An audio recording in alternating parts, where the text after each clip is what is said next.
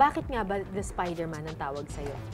Sabi daw kasi, kaya daw Spider-Man yung binansag nila sa akin. Kasi daw minsan, pagka may tumira daw, nakita nila ako dito, bigla daw nandun na ako.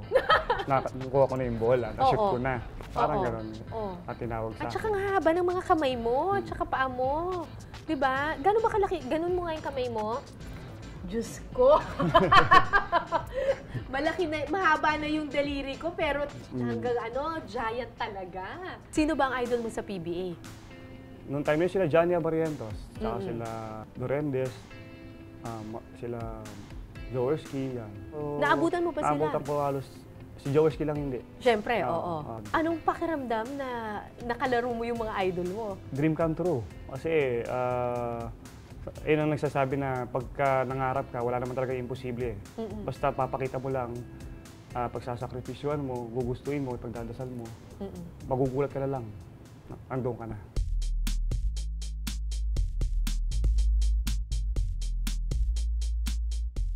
Wow! Parang ano pala to Arwin Santos Museum.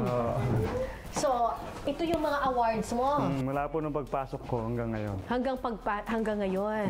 God is good po lagi pong, mula nung pagpasok ko, nagkaroon na po ako ng award. Alin dito yung pinaka-proud na proud ka talaga?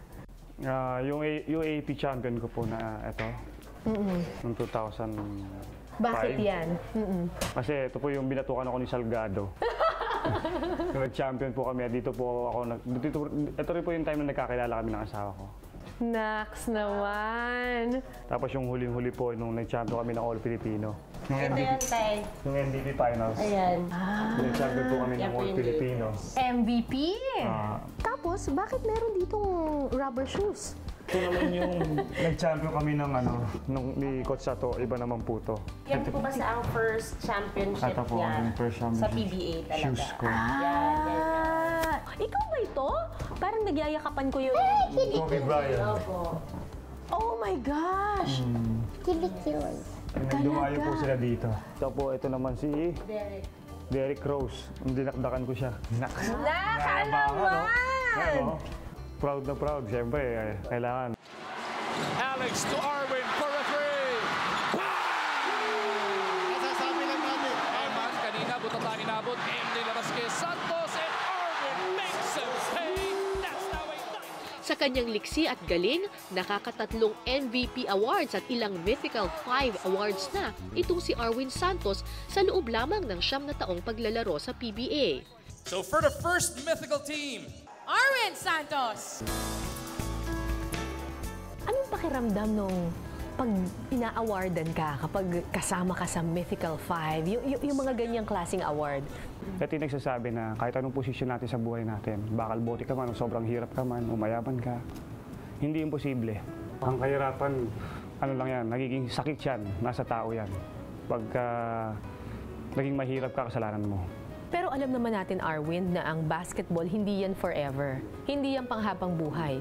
Paano ka naghahanda doon sa pagdating ng panahon na hindi ka na sikat, may rami ng mas bata sa'yo, mas magaling maglaro, medyo may matanda ka na? Sinabi ko nga na kailangan kong pangalagaan kung ano yung binibigay ng Diyos. Pati yung mga blessings like sa money, maliban sa ibang business na gusto namin planuhin. Kasi alam nga namin na kagaya nga ng sinabi mo, na hindi ganun katagal lang buhay sa ng isang basketballista. Good things dahil yung meron akong partner na sobrang magaling din sa business at maliban sa sobrang kuripot, tingin ko naman na malaki ang chance na yung mga pera namin hindi mapupunta sa wala lang.